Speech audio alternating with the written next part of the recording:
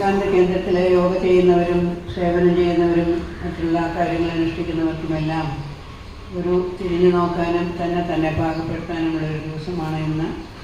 അങ്ങനെയാണ് സങ്കല്പിച്ചിട്ട് ഏകനാഥജിയുടെ ജന്മദിനമായ ഈ നവംബർ 19 സാധനാ ദിവസം എന്നൊക്കെയുള്ള ഒരു ആഗ്രഹം.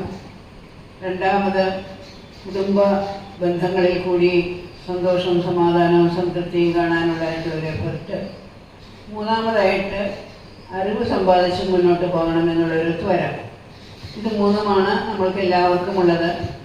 അതിൻ്റെ അനുപാതം മാറിയിരിക്കും. ചിലർക്ക് കൂടുതൽ ഇവിടെയായിരിക്കും, കൂടുതൽ അവിടെയായിരിക്കും. അങ്ങേയറ്റത്തോളം ജീവിതത്തിൻ്റെ മുകളിലൊക്കെ നിൽക്കുന്നവർക്ക് അറിവിൽ കൂടിയും അവരൊക്കെ ഗവേഷണം നടത്തി വലിയ വലിയ സയൻറ്റിസ്റ്റായിട്ട് അങ്ങനെയൊക്കെ ഇരിക്കാനായിരിക്കും അവർക്കൊക്കെ ഇഷ്ടം. പക്ഷെ സാധാരണക്കാർക്ക് പണം സമ്പാദിക്കണം, സുഖമായിട്ടുള്ളൊരു ജീവിതം നയിക്കണം. അതിൽ തന്നെ നല്ല കുടുംബം വേണം, സന്തോഷമായിട്ടുള്ള കുടുംബം വേണം എന്നൊക്കെയുള്ള ആഗ്രഹത്തോടെയാണ് നമ്മൾ കുടുംബമൊക്കെ ഉണ്ടാക്കിക്കൊണ്ട് വരുന്നത്. പക്ഷെ പലപ്പോഴും അത് പലതരത്തിലുള്ള മനസ്സിൻ്റെ വിഷമങ്ങളിൽ കൊണ്ട് ചെന്നെത്തിക്കുന്നുള്ളത് നമുക്ക് അറിയാം. അതെല്ലാം അവിടെ നിൽക്കട്ടെ. ഏകനാഥജി വിവേകാനന്ദ കേന്ദ്ര ശിലാസ്മാരകത്തിൻ്റെ പണി ഏറ്റെടുത്തപ്പോൾ അദ്ദേഹത്തിൻ്റെ മുമ്പിൽ നിന്നിരുന്നത് വിവേകാനന്ദ സ്വാമിയുടെ തന്നെ ഒരു വലിയ ഒരു ആഹ്വാനമാണ്. 1793 ഷിക്കാഗോ പ്രസംഗത്തിന് മുമ്പായിട്ട് അഴസിംഗപ്പെരുമാൾ അദ്ദേഹത്തിൻ്റെ പ്രധാന ശിഷ്യനായിരുന്നു. മദ്രാസിൽ അദ്ദേഹത്തിന് എഴുതിയ എഴുത്തിലാണ് അദ്ദേഹം എഴുതിയിരുന്നത്. ആയിരക്കണക്കിനായിട്ടുള്ള സ്ത്രീ പുരുഷന്മാർ ദൈവവിശ്വാസത്തോടെ ആത്മസമർപ്പണത്തോടെ ത്യാഗവും സേവവും കൈസ്വത്തായിട്ടെടുത്ത് ഭാരതത്തിലെ എല്ലായിടത്തും നടന്ന് പല വിധത്തിലുള്ള സേവനങ്ങൾ ചെയ്യണം എന്നുള്ള അദ്ദേഹത്തിൻ്റെ വളരെ മനോഹരമായിരിക്കുന്നൊരു ഒരു ഫുൾ പാരഗ്രാഫ് കൂടെ അങ്ങനെയാണ്. 100,000 men and women fired with the zeal of holiness ഒക്കെ പറഞ്ഞിട്ട്. അപ്പോൾ അത് അദ്ദേഹത്തിൻ്റെ ശ്രദ്ധയെ ആകർഷിച്ചിരുന്നു. അപ്പോൾ വിവേകാനന്ദ ശിലാസ്മാരകത്തിൻ്റെ നിർമ്മാണത്തിന് ശേഷം അദ്ദേഹത്തിന് തോന്നി ഇതിവിടെ നിൽക്കാനുള്ളതല്ല, ഇതിവിടെ നിന്ന് കഴിഞ്ഞെന്ന് വെച്ചാൽ ഇതും ഒരു കമേഴ്ഷ്യൽ എസ്റ്റാബ്ലിഷ്മെൻ്റ് ആയിട്ട് മാറും. അവിടെ വരണം, ടിക്കറ്റ് മേടിക്കണം, പടങ്ങൾ കാണുന്നു, അവിടെ നിൽക്കണം, ഫോട്ടോ എടുക്കണം, ആൾക്കാർ പോകണം. അതിൽ കൂടുതലായിട്ടൊന്നും ഉണ്ടാകില്ല. പക്ഷെ ഇതിൽ നിന്നും പ്രചോദനം ഉൾക്കൊണ്ടിട്ടുള്ള ഒരു യുവ സമൂഹത്തെ എനിക്ക് സൃഷ്ടിച്ചെടുക്കണം എന്ന അദ്ദേഹത്തിൻ്റെതായ പ്രത്യേകമായിട്ടുള്ള ഒരു ചിന്തയിൽ നിന്ന് ഉറവെടുത്തതാണ് വിവേകാനന്ദ കേന്ദ്രം. ഇവിടെയുള്ള പലർക്കും അതിനെപ്പറ്റി പല പ്രാവശ്യം നമ്മൾ പറഞ്ഞിട്ടുള്ളതൊക്കെയാണ്. ഓരോ പ്രാവശ്യം അദ്ദേഹത്തിൻ്റെ അത് പറയുന്ന സമയത്ത് ഞാനിങ്ങനെ ആലോചിക്കും, ഇന്ന് അദ്ദേഹത്തിൻ്റെ ജീവിതത്തിൽ നിന്ന് ഏതൊരു ഭാഗമാണ് ഞാനിവിടെ ഉയർത്തി കാണിക്കേണ്ടത് എന്നിങ്ങനെ ഞാൻ ചിന്തിക്കും. അപ്പോൾ അടുത്ത കുറച്ച് ദിവസമായിട്ട് എൻ്റെ മനസ്സിൽ നിറഞ്ഞു നിൽക്കുന്നത് നമ്മുടെ പ്രാർത്ഥനയിലുള്ളൊരു പ്രത്യേക പദപ്രയോഗമാണ്, ധ്യേയ മാർഗാനുയാത്ര. നമുക്ക് ആർക്കും ധ്യേയമായിട്ടുള്ള ഒരു മാർഗാനുയാത്രയില്ല. ജനിച്ചു, സ്കൂളിൽ പോയി, പഠിച്ചു, ഡിഗ്രി വാങ്ങി, പണം സമ്പാദിച്ചു, ജീവിച്ചു പോയി. അല്ലാതെ മനസ്സിനെ കോൺസെൻട്രേറ്റ് ചെയ്ത് ഞാൻ ഈ വഴിയിൽ കൂടി തന്നെ പോകും എന്ന് ചിന്തിക്കുന്നതായിട്ട് വളരെ അപൂർവം വരെയുള്ളൂ. ഞാൻ ഈ മാർഗത്തിൽ കൂടി പോകും, അത് എന്ത് സംഭവിച്ചാലും ശരി, ഇതിനിൽ നിന്ന് എന്നെ ആർക്കും മാറ്റാൻ സാധിക്കുകയില്ല എന്നുള്ള ഒരു ചിന്താശക്തിയോടെ സമർപ്പണ ബോധത്തോടെ നമ്മളാരും പോകില്ല. എന്താണെന്ന് വെച്ചാൽ ഇപ്പം പലതരത്തിലുള്ള യാത്രകൾ കാണുന്നുണ്ട് അല്ലേ? കുട്ടികളെ കൊണ്ട് പോകുന്നു, വലിയവർ പോകണു, ചരിത്ര ഗവേഷണം, ഭൂമിശാസ്ത്ര, പലതരത്തിലുള്ള യാത്രകളുണ്ട്. പക്ഷെ നമ്മൾ ഇതിലെല്ലാം മറന്നു പോകുന്നത് നമ്മുടെ ജീവിതയാത്രയിൽ. പക്ഷെ ഭാരതത്തിലെ ഋഷിമാര് ഈ ജീവിതയാത്രയ്ക്കാണ് പാത്രത്തിലിരിക്കുന്നത് മുതൽക്ക് അവര് ആ ഭ്രൂണത്തിനെ എങ്ങനെയാണ് ഒരു സംസ്കരിച്ചെടുക്കേണ്ടത് എന്നതിൻ്റെ ഫലമായി അവസാനം ചുടലക്കാട്ട് വരയ്ക്കും ആ 16 ഷോഡശ സംസ്കാരങ്ങളുണ്ട്. അത് വാസ്തവം അതിന് നമ്മൾ ഗാഢമായിട്ട് പഠിക്കുകയാണെങ്കിൽ ഇത്രയും കൃത്യമായിട്ട് ഒരു മനുഷ്യൻ്റെ ചരിത്ര നിർമ്മാണത്തിന് ഉതകുന്നതായിട്ടുള്ള മറ്റൊരു പ്രൊസീജിയർ ഇല്ല. അപ്പം അങ്ങനെ അവർ വളരെ ശ്രദ്ധിച്ചെടുത്തിട്ടുള്ളതാണ്. വിവേകാനന്ദ സ്വാമി പറയും, the goal in life is to manifest the divinity which is already in man. നമ്മളിൽ ഓരോരുത്തരും ദിവ്യത്വം വിലീനമായിട്ടുണ്ട്. ആ വിലീനമായ ദിവ്യത്വത്തിനെ എങ്ങനെയാണ് നമ്മൾ വളർത്തിയെടുക്കേണ്ടത് ബഹിരാവിഷ്കരിക്കേണ്ടത് എന്നതായിരിക്കണം നമ്മുടെ ജീവിതത്തിൻ്റെ ഉദ്ദേശം എന്നാണ് അദ്ദേഹത്തിൻ്റെ ഇത്. അപ്പോൾ ആ ഭാഗത്തിനെ ഉൾക്കൊണ്ടുകൊണ്ട് ഏകനാഥ് ജീവിതം നിശ്ചയിച്ചു. ഒരുപാട് പേരെ വാസ്തവത്തിൽ പലരും ഞാൻ ഭാരതത്തിൽ മുഴുവൻ തപ്പി നോക്കുകയാണെങ്കിൽ തീർച്ചയായിട്ടും നൂറുകണക്കിന് യുവതി യുവാക്കന്മാർ അവരൊരു വഴി കിട്ടാൻ വേണ്ടി കാത്തിരിക്കുകയായിരിക്കും. നിങ്ങൾക്ക് കുടുംബം വേണ്ട, വിവാഹം വേണ്ട, ലൗകികമായിട്ടുള്ള ഇൻട്രസ്റ്റ് ഒന്നും വേണ്ട, നിങ്ങൾക്ക് നല്ല വഴിക്ക് ജീവിതം സമർപ്പിക്കണം എന്ന ആഗ്രഹമുള്ള ഒരുപാട് പേരെ എനിക്ക് കണ്ടെത്താനായിട്ട് കഴിയും. അപ്പോൾ അവരെ ഉപയോഗിച്ചിട്ട് ഞാനൊരു കേന്ദ്രം അദ്ദേഹത്തിൻ്റെ പേരിൽ തുടങ്ങും എന്നുള്ള ഒരു ഇത് അദ്ദേഹം നിശ്ചയമെടുത്തിട്ടാണ് വിവേകാനന്ദ കേന്ദ്രം സ്ഥാപിച്ചത്. അപ്പോൾ നിങ്ങൾ കേന്ദ്ര പ്രാർത്ഥനയുടെ കാര്യം തന്നെ പറയും, ധ്യേയമാർഗാനുയാത്ര. കേന്ദ്രത്തിൽ വരുന്നവരുടെ ഏറ്റവും പ്രധാനമായിട്ടുള്ള ആദ്യത്തെ ഉദ്ദേശം എന്താണ്?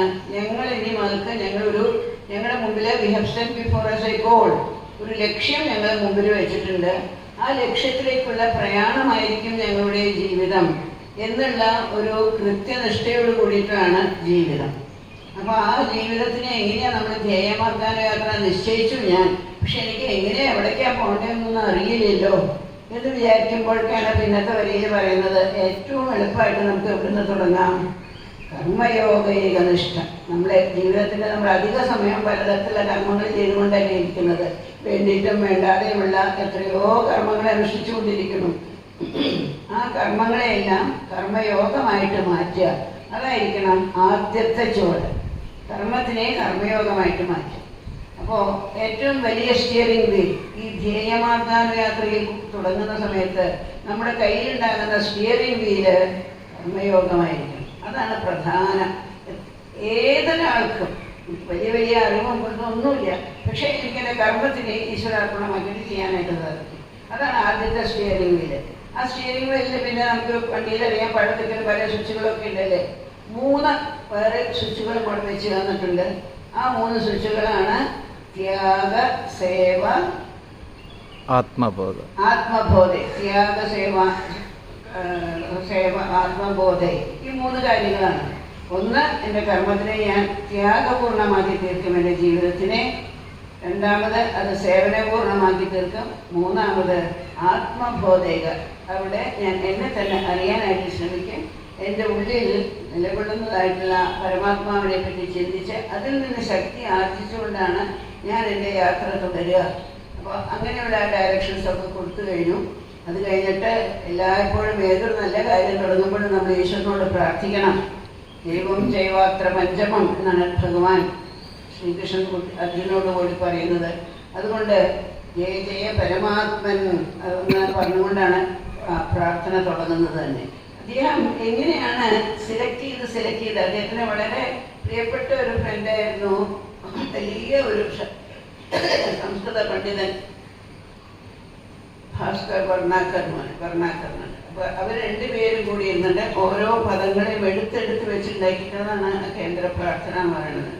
ആ കേന്ദ്ര പ്രാർത്ഥനയിൽ കൂടിയാണ് അദ്ദേഹം ഈ വിവേകാനന്ദ കേന്ദ്രത്തിൻ്റെ എന്താ പറയണ്ടേ ഒരു മാഗ്ന കാർട്ട എന്ന് പറഞ്ഞാൽ പലരും ചോദിക്കുന്നത് മാഗ്ന കാർട്ടാണ്. ആർക്കറിയാം മാഗ്ന കാർട്ട എന്ന് പറഞ്ഞാൽ? ആർക്കും അറിയാൻ തോന്നുന്നില്ല. ബ്രിട്ടനിലെ ആദ്യമായിട്ട് ഡെമോക്രാറ്റിക് ഒരു സിസ്റ്റം തുടങ്ങിയ സമയത്ത് അവരൊരു ഡെമോക്രസി എങ്ങനെയായിരിക്കും എന്നുള്ളതിൻ്റെ എല്ലാ നമ്മുടെ കോൺസ്റ്റിറ്റ്യൂഷനൊക്കെ എഴുതിയ മാതിരി ഒരു വലിയ ഒരു നിയമാവലി ഉണ്ടാക്കി. അതിൻ്റെ പേരാണ് മാഗ്ന കാർട്ട. അപ്പോൾ അതൊരു ഫ്രേസായിട്ട് നിന്നു. ഏതൊന്നിനെയും പറ്റിയിട്ടും അവസാനത്തെ വാക്കായിട്ട് നിൽക്കുന്നത് അതിൻ്റെ പേരായി മാഗ്ന കാർട്ട. അപ്പോൾ ചരിത്ര നിർമ്മാണത്തിന്, മാനവ നിർമ്മാണത്തിനുള്ള ഒരു മാഗ്ന കാർട്ടയായിട്ട് നമുക്ക് ഈ കേന്ദ്ര പ്രാർത്ഥനയെ ഉപയോഗിക്കാം. പിന്നെ അതിൽ അവസാനം ഇതൊന്നും നിങ്ങൾക്ക് പ്രാക്ടീസ് ചെയ്യാൻ സാധിക്കില്ലേ? ഏറ്റവും എളുപ്പമായിട്ട് നമുക്ക് പ്രാക്ടീസ് ചെയ്യാവുന്നത് എന്താ? ഒടുക്കത്തെ വലിയൊരു എഴുതിയാണ് ജീവനേ അവതാദാനം സ്യാദാനം. വേറെ ഒന്നും വേണ്ട. ഞാൻ 5 രൂപ ഞാൻ എടുക്കണമെന്നുണ്ടെങ്കിൽ 50 രൂപ ഞാൻ കൊടുക്കും. ഇപ്പോൾ രത്തൻ ടാറ്റയെ പറ്റിയിട്ട് എല്ലായിടത്തും പറഞ്ഞു വരുന്നുണ്ട് അല്ലേ, $100 million spend on charities alone. എനിക്ക് വേണ്ടി ഒന്നും വെച്ചിട്ടില്ല. ഒരു ചെറിയൊരു ഫ്ലാറ്റിൽ താമസിച്ച് തനിക്ക് കിട്ടുന്ന പണം മുഴുവനും കോടീശ്വരനായിരുന്നിട്ടും അത് മുഴുവനും സാധുജന സേവനത്തിന് വേണ്ടി സമർപ്പിച്ചൊരു മഹാൻ അല്ലേ. ജീവനെ യാവതാദാനം, ഞാൻ എടുക്കുന്നത് വളരെ കുറച്ചായിരിക്കാൻ പാടുള്ളൂ. ഗാന്ധിജിയാണ് നമ്മളെ പഠിപ്പിച്ചത്. വളരെ കുറച്ച് മാത്രം എടുക്കാം. ഞാൻ ഈ ഫാർമേഴ്സിനോട് ഐഡന്റിഫൈ ചെയ്യണം, അവർക്ക് ഒരു മുണ്ടേ എടുക്കാനുള്ളൂ, ഷർട്ടൊന്നും ഇടാൻ അവർക്കില്ല. അപ്പൊ പിന്നെ ഞാൻ എന്തിനാ ഷർട്ട് ഇടുന്നേ, ഞാൻ ഒരു ഷോൾ മാത്രം കുറയ്ക്കും എന്ന് പറഞ്ഞിട്ടാണ് അദ്ദേഹം ഒരു മുണ്ടും ഒരു ഷോളും അദ്ദേഹത്തിന് അത്രയും ഉണ്ടായിരുന്നത്. അതേമാതിരി ജീവനെ യാവതാദാനം, ഞാൻ എടുക്കുന്നത് വളരെ കുറച്ച്, ഞാൻ എനിക്ക് വേണ്ടി ഉപയോഗിക്കുന്നത് വളരെ കുറച്ച്. സ്യാദ് പ്രധാനം തതോധികം, പക്ഷെ എന്നോട് കഴിയുന്നത്ര ഞാൻ മറ്റുള്ളവർക്ക് കൊടുത്തുകൊണ്ടേ ഇരിക്കും. അങ്ങനെയുള്ള ഒരു അതിമനോഹരമായിരിക്കുന്ന പദങ്ങൾ കൂടി അതിൽ എഴുതി ചേർത്തിട്ടുണ്ട്. അപ്പോൾ ഇത്തവണ ഏകനാഥിയെ പറ്റി ചിന്തിക്കുമ്പോൾ ഈ കേന്ദ്ര പ്രാർത്ഥന തന്നെയാണ് എൻ്റെ മനസ്സിൽ വന്നുകൊണ്ടിരുന്നത്. കാരണം വിവേകാനന്ദ കേന്ദ്രത്തിൻ്റെ അടുത്ത ഇഷ്യൂ അത് യാത്ര, അതാണ്. എനിക്ക് തീരെ എന്തെങ്കിലും എഴുതി തരണം എന്ന് പറഞ്ഞപ്പോൾ ഞാനിങ്ങനെ ആലോചിച്ചു, യാത്ര ഏത് യാത്രയെ പറ്റിയിട്ടാണ് ഞാൻ എഴുതണ്ടേ, വിവേകാനന്ദ ഭാരത പരിക്രമയെ പറ്റി എഴുതുന്നതൊക്കെ ചോദിച്ചപ്പോൾ ഉള്ളിൽ നിന്ന് തന്നെ ഏകനാഥിയുടെ ഒരു സങ്കല്പം വന്ന മാതിരി ഇല്ല യാത്ര ഞാൻ എഴുതി വെച്ചിട്ടുണ്ടല്ലോ, നീ അതിനെപ്പറ്റി തന്നെ കോൺസെൻട്രേറ്റ് ചെയ്ത് അതിനെ തന്നെ പറ്റി പറഞ്ഞുകൊണ്ടേയിരിക്കൂ എന്നുള്ള ഒരു ആദേശം ലഭിച്ച മാതിരിയാണ്. അപ്പം എല്ലാം ഈ സന്ദർഭത്തിൽ ഞാൻ എല്ലായിടത്തും പറയുന്നത് ഇതാണ്, നമുക്ക് ധ്യേയമാക്കാൻ യാത്രയില്ല. നമ്മുടെ മനസ്സിലൊന്നും നമ്മളൊന്നും സങ്കല്പിക്കുന്നില്ല. അതുകൊണ്ടാണ് ഈ ജീവിതം പാളി പാളി പാളി പാളി പോവുക. വണ്ടി രാജപാതയിൽ കൂടി നേരിട്ട് പോകട്ടെ. ഇപ്പൊ നല്ല നല്ല റോഡുകൾ ഉണ്ടാക്കുന്നുണ്ട്. അത് ഉണ്ടാക്കുന്നതിന് മുമ്പുള്ള വിഷമങ്ങൾ നമുക്ക് എല്ലാവർക്കും അറിയാം. തെക്കോട്ട് വളർത്താൻ വടക്കോട്ട് പോകാം, വടക്കോട്ട് വളർത്താൻ തെക്കോട്ട് പോകാം, കുണ്ടുണ്ട് കുഴുണ്ട്, അതൊക്കെ നമ്മൾ പോണാണില്ലേ. ഇപ്പൊ നമ്മുടെയൊക്കെ ജീവിതം അതേമാതിരിയാ അല്ലേ. ആ രാജപാതകൾ വന്നു കഴിഞ്ഞാൽ എന്തായി? ഇന്നലെ എവിടെ കാണുകയായിരുന്നു, മീററ്റിൽ നിന്ന് ഗാസിയാബാദിലേക്ക് 96 കിലോമീറ്റർ പറഞ്ഞിട്ട് പോകാം, 1 മണിക്കൂറുണ്ടെന്നാണ് പറയണേ. അത്ര എളുപ്പം. 8-10 മണിക്കൂർ എടുത്തിരുന്ന സ്ഥലത്ത് 1 മണിക്കൂർ കൊണ്ട് പോകാവുന്ന രാജപാതി. അതേമാതിരി നമ്മുടെ ജീവിതത്തിൽ ഈ തെറ്റും കുളിവും ഒക്കെ വരുന്നത് നമുക്ക് ഒരു ധ്യേയമായിട്ടുള്ള ധ്യാനിച്ച് ഞാൻ തൃപ്തപ്പെടുത്തിയിട്ടിരിക്കില്ല വാങ്ങുക. എൻ്റെ ജീവിതം അതേമാതിരിയായിരുന്നു. അതുകൊണ്ടായിരിക്കും ഇങ്ങനെ പറയാൻ എനിക്ക് എളുപ്പം. എന്താണെന്ന് വെച്ചാൽ എന്താ ചെയ്യേണ്ടത് അറിയണം, സയൻറ്റിസ്റ്റിലാവണോ, പണം സമ്പാദിക്കണോ, വീടുണ്ടാവണോ, കുടുംബമുണ്ടാക്കണോ. ഞാൻ ആദ്യം മദ്രാസിലെ സെറ്റിൽ ഡൗൺ ചെയ്യാമെന്ന് വിചാരിച്ചു. മദ്രാസിൽ പറമ്പ് മേടിച്ചു. അത് കഴിഞ്ഞ് പിന്നെ ഡൽഹിയിലാണ് പോയി സെറ്റിൽ ചെയ്യാൻ വിചാരിച്ചിട്ട് ഡൽഹിയിൽ പറമ്പ് മേടിച്ചു, വീട് മേടിച്ചു. അത് കഴിഞ്ഞപ്പോഴല്ല ഇതിനൊന്നും ഒരു വിലയില്ല.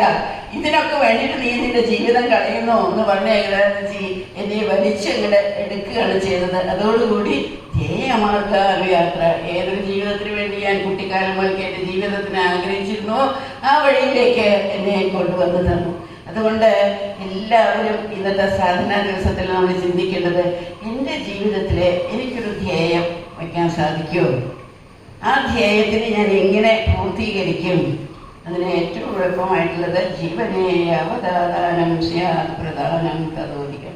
അതായത് നമ്മുടെ എല്ലാവരുടെയും ആത്യന്തികമായിട്ടുള്ള ചിന്ത, ഞാൻ വളരെ കുറച്ച് മാത്രം എടുത്ത് അധികവും മറ്റുള്ളവരെ സഹായിക്കാനും അവർക്ക് ഉപയോഗത്തിനുമായി ചെലവാക്കും. എൻ്റെ ജീവിതത്തിൻ്റെ ശക്തി, ജീവിതത്തിൻ്റെ തുടങ്ങിയിട്ട് അങ്ങനെയാണ്. അതിനുള്ള ഒരു ശക്തി നമുക്ക് എല്ലാവർക്കും തന്ന ഏകനാഥി നമ്മുടെ എല്ലാവരുടെയും ഒരു പ്രചോദന സ്രോതസ്സായി മാറട്ടെ എന്ന് പ്രാർത്ഥിച്ചുകൊണ്ട് ഈ സാധനാ ദിവസത്തെ നമുക്ക് ഒരു ഇൻട്രോസ്പെക്ഷൻ, ആത്മവിചാരത്തിനുള്ള ഒരു ദിവസമാക്കി മാറ്റാം.